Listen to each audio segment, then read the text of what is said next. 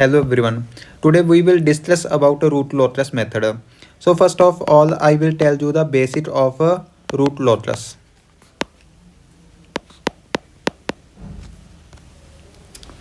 First point is root locus explain about the system's dynamic characteristic.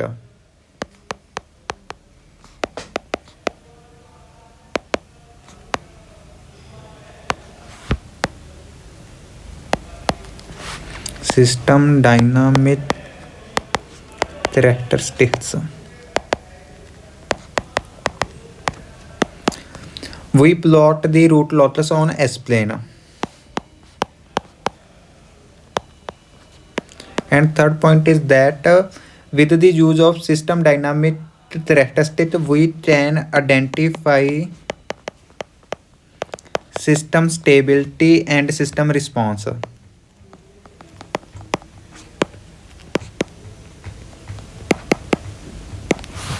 System stability and system response.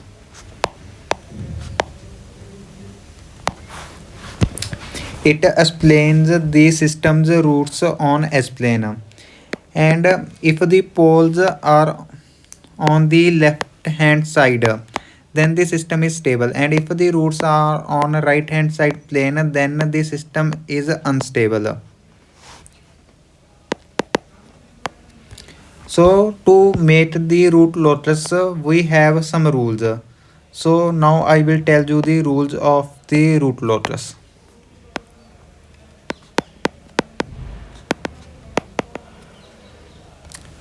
So when we plot the root locus, in a root locus plot, the lines emerge from the poles and get enclosed to the zeros or asymptotes. And the second point is that root locus must be symmetric with respect to the real axis. These are the two basic rules of root locus. And now there are few steps which we need to plot the root locus. The step 1 is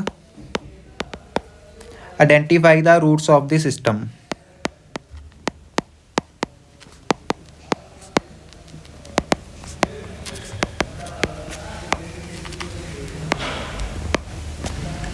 Then we have to find the total number of lines, which is the maximum of poles or zero. Then step 2, find the total number of asymptotes, which is equal to number of poles minus number of zeros.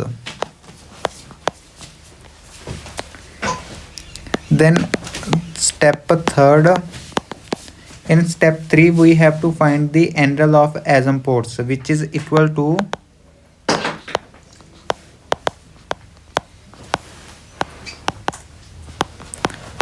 n plus 1 divided by p minus z into 180, where n is equal to 0, 1, 2 up to x minus 1, where x is the number of asymptotes.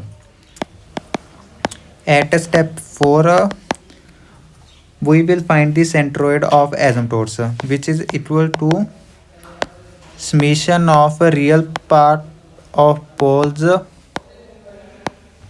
minus a real part of 0 divided by p minus z.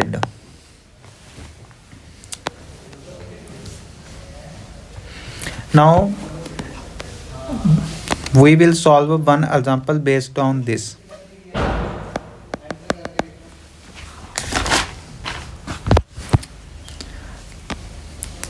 Let us assume we have GS is equal to AS into S plus 2 and the system is the unity feedback.